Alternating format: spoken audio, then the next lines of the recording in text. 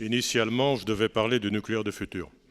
Alors, si vous voulez, je peux vous rassurer tout de suite sur ce point. Le nucléaire du futur, en fait, c'est le nucléaire qu'on a aujourd'hui. Alors, ça dépend évidemment à quelle échéance on place le futur. Mais si vous placez le futur dans les 30 prochaines années, vu l'allongement de la durée de vie des réacteurs, vu les investissements qui ont été consentis et qui sont encore à consentir d'ailleurs pour continuer à maintenir ces réacteurs en état de fonctionnement, eh bien, l'essentiel de la production nucléaire à venir, elle sera fournie par ce que nous connaissons aujourd'hui. Mais ceci dit, je vais revenir quand même un petit peu sur le sujet.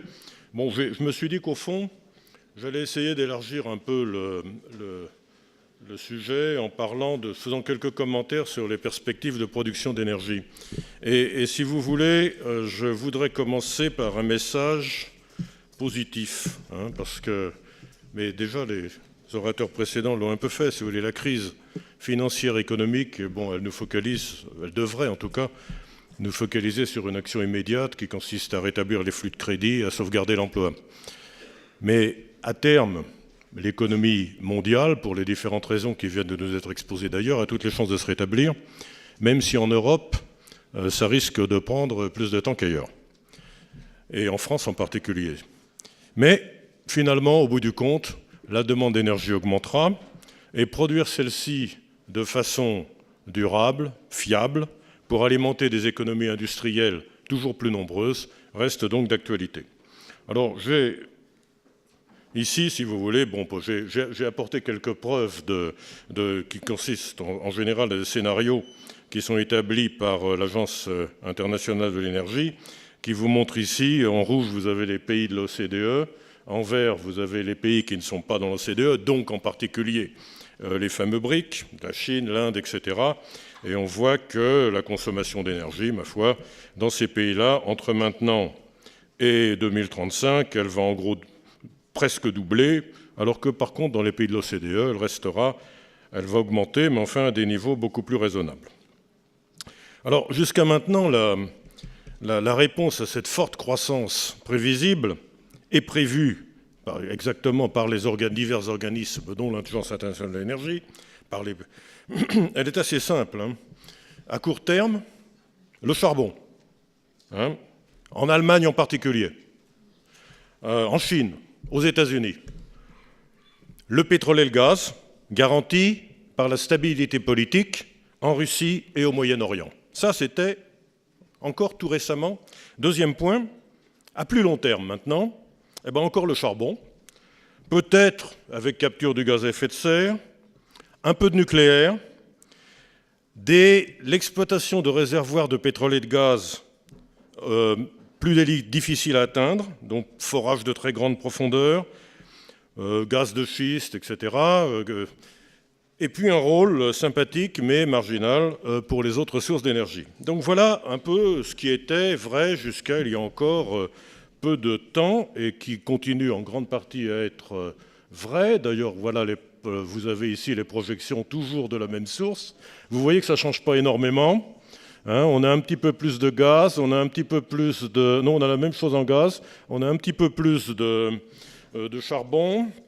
Bon, le nucléaire, ça reste 6%. Le pétrole, tout est à peu près au même niveau. Un peu plus de renouvelables quand même. Il faut vous rappeler que dans le renouvelable, il y a l'hydraulique.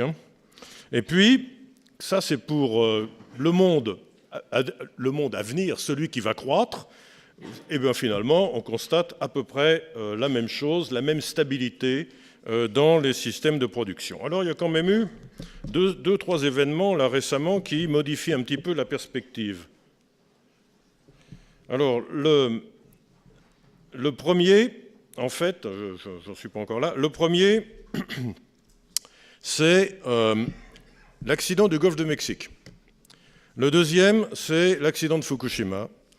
Le troisième, c'est la situation géopolitique au Moyen-Orient, les révolutions arabes, etc. Et enfin, l'émergence du gaz de schiste. Dans une moindre mesure, la nouvelle politique européenne de promotion d'énergie décarbonée. Alors, ça bouleverse un peu la vision quand même. Et ça veut dire qu'il y a un certain nombre de conséquences. Les coûts liés aux exigences de sûreté vont s'envoler. Et d'autre part, une réelle volonté d'évaluer objectivement les coûts de chaque mode de production commence à prévaloir. Alors, quelques commentaires sur la politique européenne. L'Europe a défini une stratégie énergétique à l'horizon 2050 qui est uniquement axée sur la réduction de 80% des émissions de gaz à effet de serre. Tout au moins, c'est ce que j'ai compris en étant membre d'un certain nombre de commissions, de groupes de travail, etc. Finalement, voilà la conclusion. Moi, c'est un objectif extrêmement noble, hein, mais si vous voulez, ça aurait quand même gagné à être un peu complété par quelques préoccupations liées à la sécurité d'approvisionnement, car finalement, ce noble objectif dépend essentiellement de l'acheminement du gaz russe ou de l'exploitation du gaz de schiste. Alors les autres ressources locales étant le développement de l'éolien, le développement du solaire, dont on connaît les limitations, mais je vais y revenir, le nucléaire, dont la crédibilité et les coûts ont été affectés par Fukushima, et de toute façon qui n'a jamais été véritablement en odeur de sainteté à Bruxelles. La conclusion de tout ça, c'est qu'à terme, le premier bénéficiaire de cette situation, ça va être le gaz. Alors, je vais regarder un peu ce que j'ai sur les slides, là. Oui. Là, voilà. Un exemple, là, Macondo. J'en passe certaines, ça sera dans le document qui vous sera distribué, mais je ne vais pas commenter chacun de ces transparents. Bon, c'est Macondo, on a tendance à l'oublier. Aux États-Unis, on ne l'a pas oublié. Hein. C'est vraiment, il y a eu, je ne sais plus combien, une trentaine de morts, peut-être, des dégâts écologiques considérables, et surtout une mise en cause de la façon dont une très grande multinationale pouvait concevoir les exigences de sûreté en pratique, hein, malgré tout ce qu'on peut afficher. Fukushima, tout le monde, vous l'avez avant, après, vous avez la vague, là. On a vu aussi les limitations, et ça nous pose une autre question, si vous voulez. Comment en est-on arrivé à sous-estimer le risque aussi bien à Macondo qu'à Fukushima, hein? Comment est-on dans ces organisations qui, a priori, sont bien organisées justement pour adresser la question du risque, comment se fait-il qu'on n'a pas pensé à ça? Comment se fait-il et comment se fait-il surtout qu'on n'ait pas pris des mesures appropriées, même si on y a pensé? Juste encore une illustration ici, les ressources de gaz de schiste aux États-Unis. Bon, si vous voulez, ça ne dit pas grand-chose, sauf qu'il y a quand même beaucoup d'endroits où c'est exploité, et je cite en particulier le champ de Bacon dans le North Dakota. Hein, là, vous avez ici l'évolution d'ici à 2035 de la production de gaz aux États-Unis, et comme vous pouvez voir, le bleu, c'est le gaz de schiste, le rouge, c'est le conventionnel. Tout le reste, c'est sympathique, mais c'est quand même petit. Et vous voyez donc l'importance, comme disait tout à l'heure l'orateur précédent, l'importance du gaz de schiste aux États-Unis, non seulement en termes d'indépendance énergétique, mais également d'abaissement du coût du travail. Aujourd'hui, beaucoup d'entreprises rapatrient un certain nombre, qui s'étaient établies en Chine ou ailleurs, rapatrient un certain nombre de leurs usines aux États-Unis parce que le coût du travail a beaucoup baissé et puis que ça présente également d'autres avantages, mais en particulier celui-là. Alors je vais parler un peu du pétrole et du gaz, et sur ce transparent, tout ce qu'il faut retenir, c'est que le gris, là, c'est quand même tout petit. Hein, c'est quand même tout petit. C'est la différence entre la demande et la fourniture de pétrole. Donc on est bon, alors naturellement, ça, ce sont des projections à relativement court terme, à 2015, donc tout à fait fiables en fait. À 2035, ça dépendra de beaucoup d'autres facteurs. Mais ce qu'il faut, je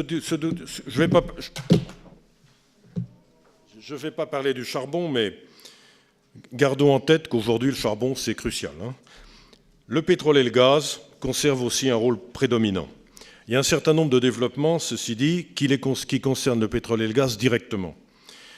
L'industrie pétrolière, dans laquelle j'ai eu l'honneur de passer 20 ans, a toujours été sujette aux interférences politiques. Mais jamais, depuis bien longtemps, elle n'avait opéré dans un climat d'instabilité comparable à celui qu'on connaît aujourd'hui. Insécurité physique, insécurité politique, instabilité financière. On assiste en ce moment à l'émergence, ou plutôt à la réémergence, d'un nationalisme pétrolier et gazier qu'on pourrait appeler le nationalisme des producteurs, si vous voulez, qui se manifeste soit par l'expropriation pure et simple, Venezuela, Argentine, etc., soit par des niveaux très élevés de fiscalité, soit par la préférence systématique donnée aux sociétés nationales pour l'exploitation des réserves nationales. Et donc, l'incertitude sur le régime auquel les investissements sont soumis, avec les restrictions de flux de capitaux qui en résultent, ont ralenti l'investissement international privé et favorisé l'émergence de compagnies nationales expérimentées qui elles-mêmes maintenant s'étendent à l'étranger. Alors, certaines restent moins efficaces, mais d'une façon générale, les compagnies nationales sont devenues des acteurs majeurs du système, alors sous l'œil vigilant de leur gouvernement. Alors je cite Petrobras, Gazprom, CNOC, ça c'est les Chinois, PetroChina, un autre Chinois, les Malaisiens, Petronas, Saudi Aramco, Qatargas, etc. Et je crois que sur le transparent suivant, bon, celui-là, il est facilement lisible. Hein. Le gris, c'est les compagnies nationales, le rouge sont les autres. Et là, ce qui est le plus intéressant à voir, mais là, malheureusement, c'est très difficile à lire, mais si vous voulez, ce sont les réserves en liquide, en rouge, et en gris, en gaz. Et vous voyez que les réserves, aujourd'hui, vous voyez que BP est un nain, par exemple, ou ExxonMobil sont des nains par rapport à Saudi Aramco, à Qatargas ou à Abu Dhabi ou aux Iraniens. Hein. Et vous avez les fameuses 7 sœurs, elles sont dans la queue de la distribution, là. Donc ça, c'est une chose, et c'est une chose qui est née de la volonté que je ne critique pas, mais qui change quand même complètement la façon de travailler de l'industrie pétrolière, des gouvernements nationaux de contrôler totalement leur industrie pétrolière. Deuxième sujet important, l'obsession concernant la sécurité d'approvisionnement. Alors ça, c'est lié à la part toujours croissante des besoins des pays émergents, en particulier la Chine. Troisième point, l'émergence de la Russie comme le plus grand fournisseur de pétrole et de gaz. Et je reviendrai un peu plus loin sur sa résurrection en termes d'industrie nucléaire. Ils n'en sont pas encore tout à fait là. Mais ils ont de bonnes chances de le devenir. Si on fait abstraction pour l'instant du gaz de schiste, dont ils ont eux aussi d'abondantes réserves. Et enfin, le boom en exploration et production qui résulte des contraintes que j'ai montrées tout à l'heure de l'excédent de capacité de production par rapport à la demande, des contraintes qui sont génératrices d'une hausse des prix. Si vous voulez, aujourd'hui, on s'interroge un peu pour savoir comment vont évoluer les prix du pétrole. Mon sentiment, partagé en gros par l'industrie en général, c'est que les prix du pétrole ils vont rester là où ils sont, en tout cas pour un certain temps, et un niveau qui est assez élevé d'ailleurs, hein, comme on peut le constater. Alors tous ces facteurs, ça conduit les opérateurs à rechercher des opportunités nouvelles plus difficiles à faire produire en termes de ressources pétrolières conventionnelles. Alors des petits réservoirs, hein, comme ceux qu'on trouve par exemple offshore entre l'Inde et la Malaisie, des environnements difficiles en termes d'accès ou de climat comme l'Arctique, des hydrocarbures plus lourds, ça c'est un petit peu moins à la mode en ce moment, mais s'intéresser aussi de beaucoup plus près aux ressources dites non conventionnelles et en particulier le gaz de schiste. Les projets d'exploration et de développement des ressources pétrolières deviennent donc plus difficiles, plus complexes et plus coûteuses. Alors j'ai quelques exemples là. Bon, là c'est un joli exemple. Je veux dire, vous voyez là, vous êtes à part 2000 mètres de fond et puis en dessous, on va chercher le pre-salt que Vincent Corteillo connaît mieux que moi, au large de l'Angola en l'occurrence. Sinon, au large du Brésil, c'est pareil. On va le chercher à 3000 mètres de profondeur. Donc les technologies qui sont mises en œuvre sont des technologies extrêmement sophistiquées, extrêmement coûteuses. On est loin des puits du Kansas. Qu'est-ce que je peux vous montrer là? Ça, c'est la dépendance des pays européens vis-à-vis du gaz russe. C'est intéressant aussi. Hein. Alors évidemment, c'est le rouge. Hein, le russe, c'est rouge. Hein. Le bleu, ce sont les ressources qui sont soit locales. Il y en a très peu finalement, sauf peut-être Grande-Bretagne et Pays-Bas d'une certaine façon, mais aussi qui viennent des pays donc d'Afrique du Nord ou du Moyen-Orient. Et là, si vous voulez, je ne vais pas, mais il est évident que les révolutions arabes ont également contribué à déstabiliser le système. Le cas particulier du gaz. Il ne me reste plus que 5 minutes et je n'ai pas encore touché le nucléaire. Hein, mais, le cas particulier du gaz. Si vous voulez, le gaz, et j'en reviens à mon gaz russe, là, le gaz pour l'instant ne résout en rien le problème de la sécurité d'approvisionnement en Europe, pour l'instant. Mais il a un bon potentiel de développement parce qu'il est abondant, il est très flexible, ça en fait un bon partenaire pour les renouvelables, sous certaines réserves, et c'est un bon candidat en remplacement du charbon pour limiter les émissions de gaz à effet de serre. Et cependant, au moins en Europe, il faut bien voir qu'une politique de décarbonation devrait se traduire par un relèvement significatif du prix du CO2 dans les European Emission Trading Scheme pour que les investissements requis pour passer du charbon au gaz aient un sens. Ce n'est pas évident du tout. Hein. Vous avez des centrales à gaz, vous avez consenti des investissements, on vous demande de passer au charbon, pardon, on vous demande de passer au gaz. Il faut voir comment ça peut être. Alors, est-ce que ça peut être intéressant?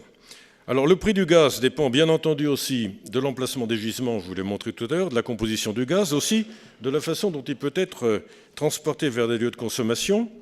Alors, les moyens privilégiés jusqu'à maintenant, ça a toujours été le gaz naturel liquéfié et les gazoducs.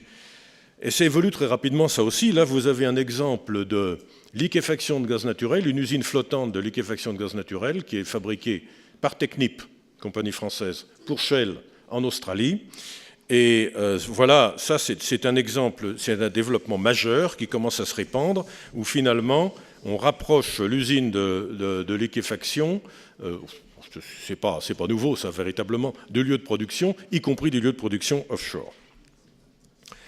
Bien, alors qu'est-ce que je peux vous dire de plus sur le gaz avant de passer au nucléaire? Un mot quand même sur le gaz de schiste et sur la technique de fracturation hydraulique. Alors, il s'agit d'une technologie éprouvée, en fait. Hein. Elle est connue, la technologie de fracturation hydraulique, et elle est utilisée depuis plus de 60 ans pour la fracturation des réservoirs pétroliers. Mais par contre, ce qui est nouveau, et encore une fois, là, je sors de mon domaine, parce que puis je sais que je parle en face d'au moins un géologue particulièrement chevronné, donc je me méfie un peu. Mais ce qui est nouveau, c'est l'échelle à laquelle la technique va être déployée lorsqu'on extrait des gaz de schiste, avec des conséquences potentielles qui ont été soulevées par différents groupes sur des ressources en eau, les ressources en sable, la contamination éventuelle des aquifères, dont on a parlé de micro-éléments sismiques, etc., etc.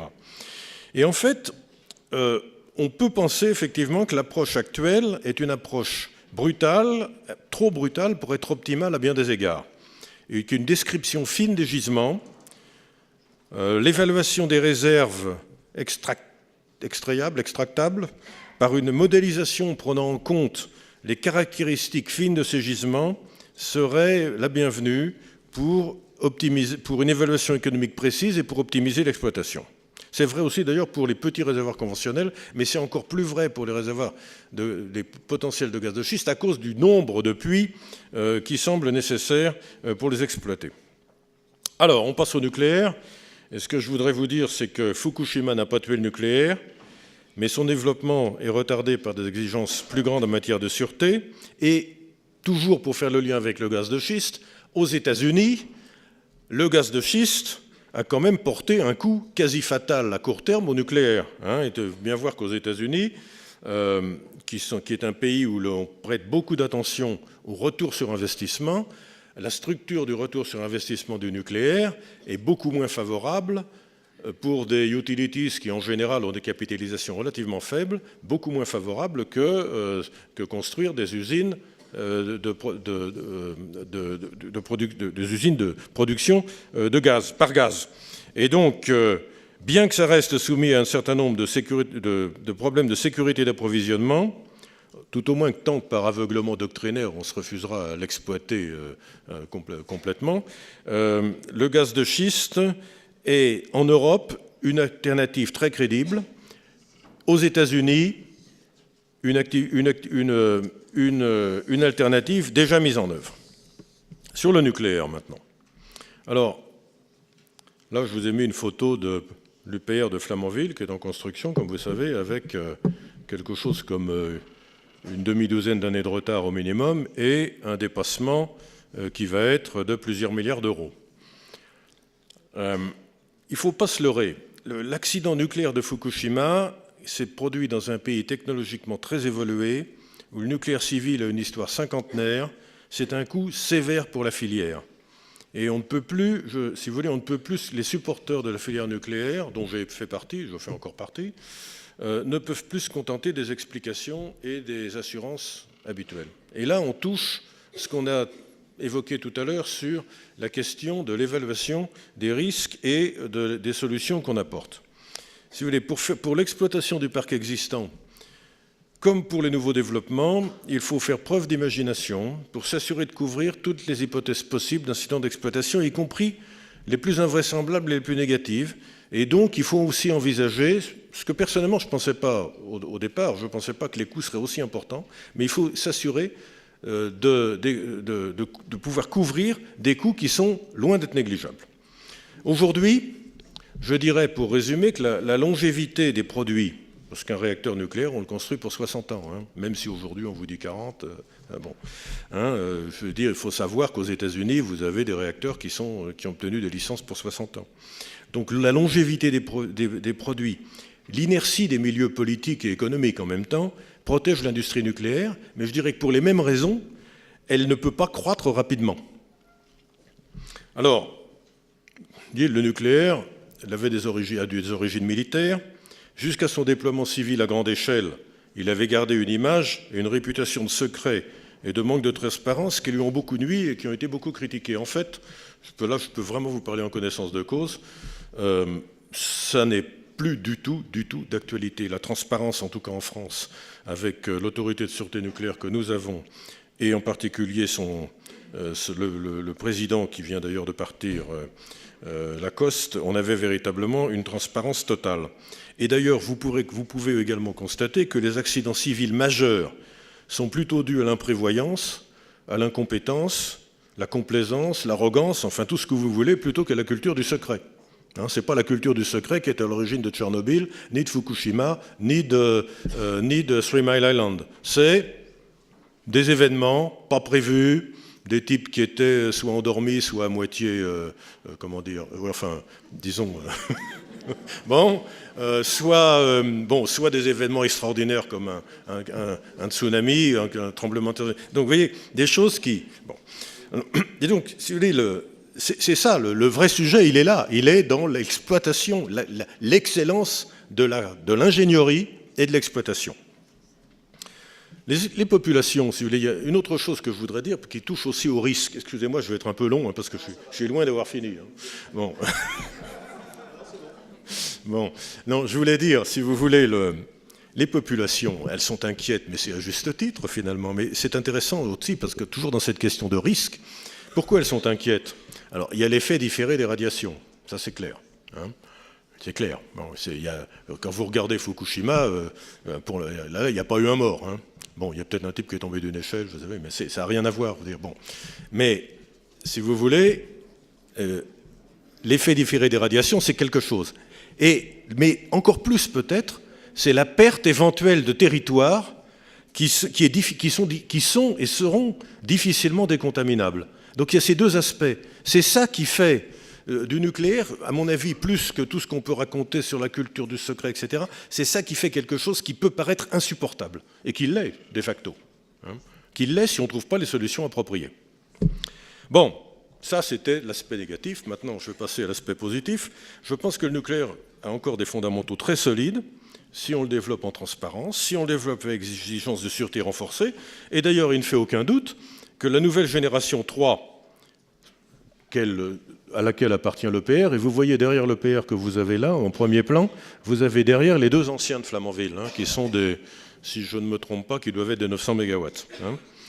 Donc les EPR, les nouveaux réacteurs bouillants, l'AP1000 de Toshiba, etc., ce sont des machines qui sont plus sûres, considérablement plus sûres, que celles qui sont en exploitation aujourd'hui. C'est d'ailleurs pour ça que quand on nous dit qu'il faut arrêter l'EPR, ça me fait un peu doucement, sourire. Alors, par contre, l'énergie nucléaire, elle doit se poser des questions de nature économique et financière, dans un environnement qui s'est considérablement libéralisé depuis ses débuts. Au début, qui se souvient de la façon dont ont été financées les tranches nucléaires en France à la fin des années 70 et au début des années 80 ?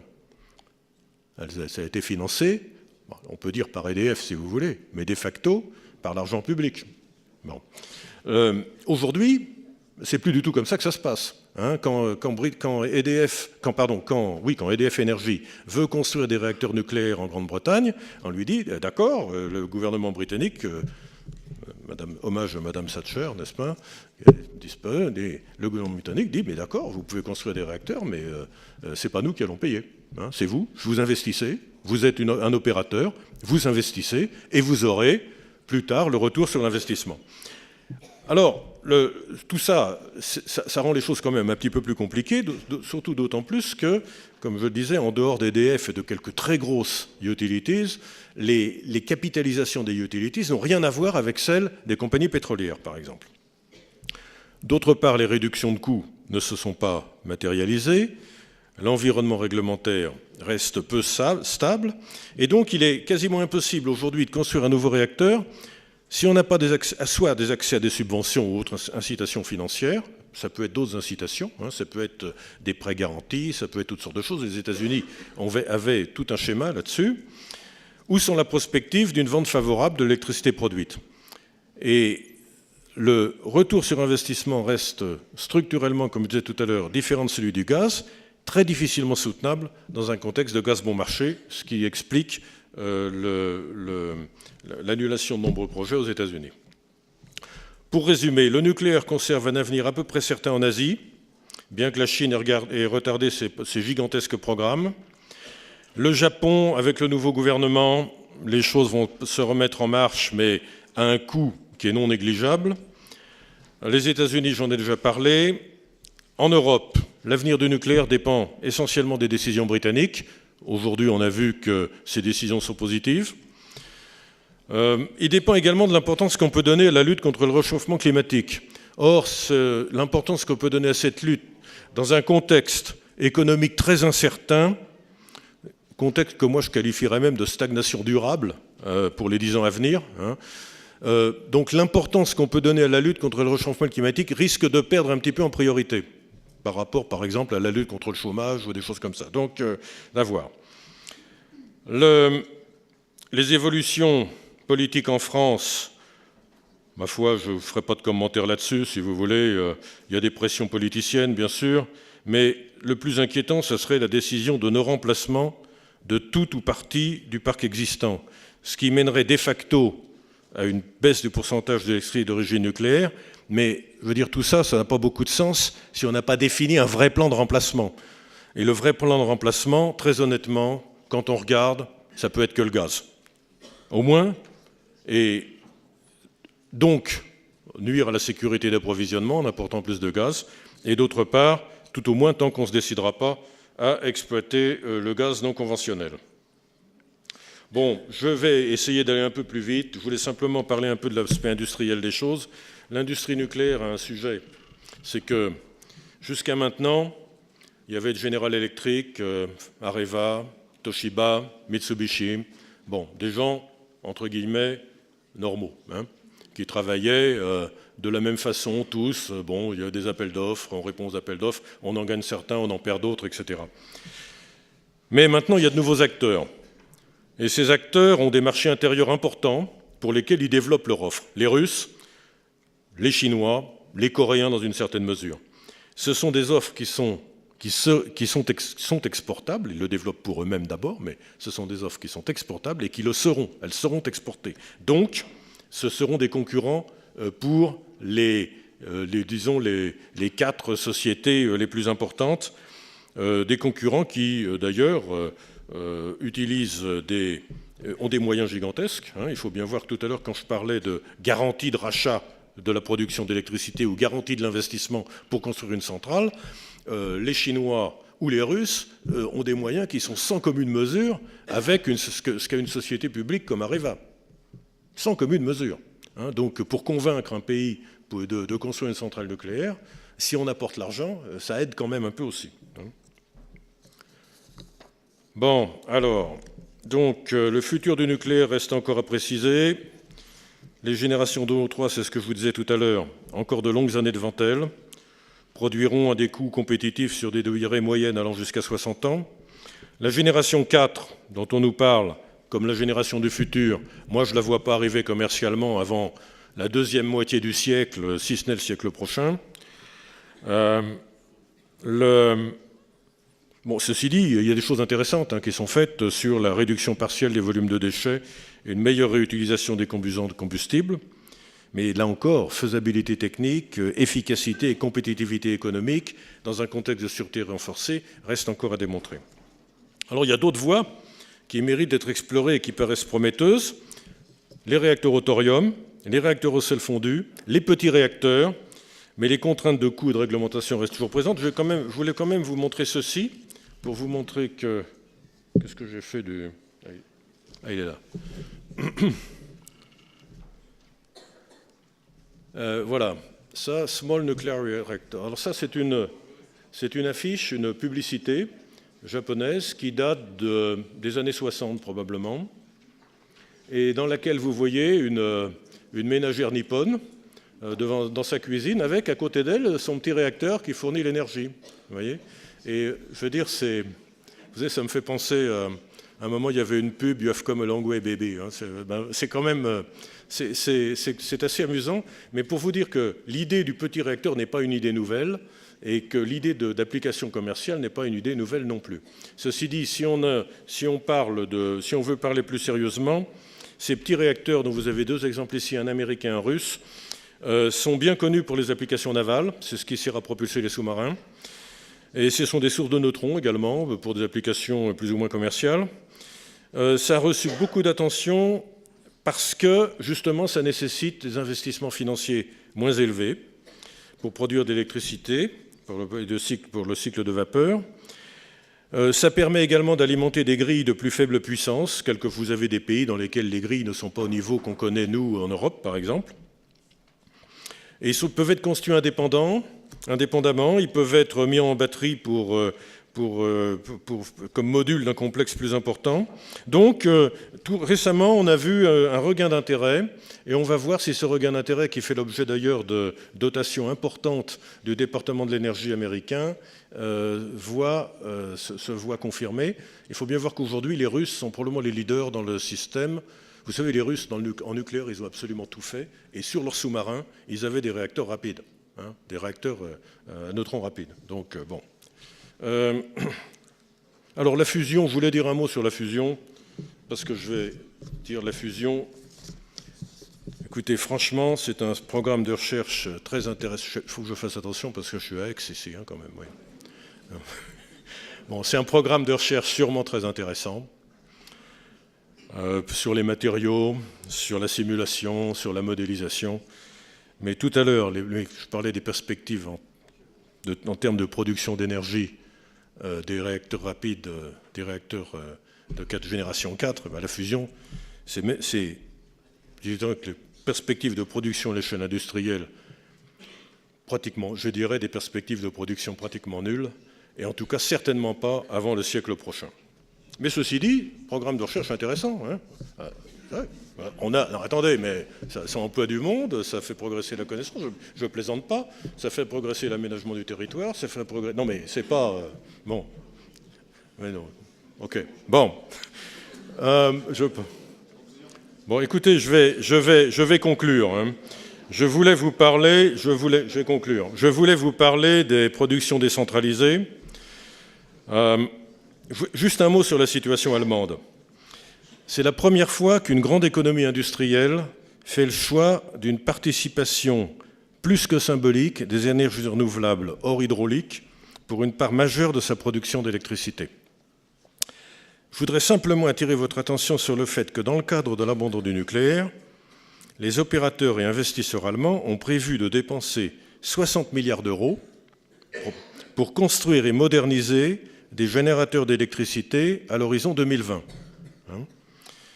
Il y a 84 projets qui sont prévus, dont 69 sont en train d'être approuvés par le gouvernement. Alors mes chiffres datent peut-être de quelques semaines, mais bon, disons les ordres de grandeur sont exacts. 84 projets, vous avez 23 champs d'éoliennes offshore, 29 chaudières à gaz, 17 chaudières à charbon et 10 stations de pompage hydraulique.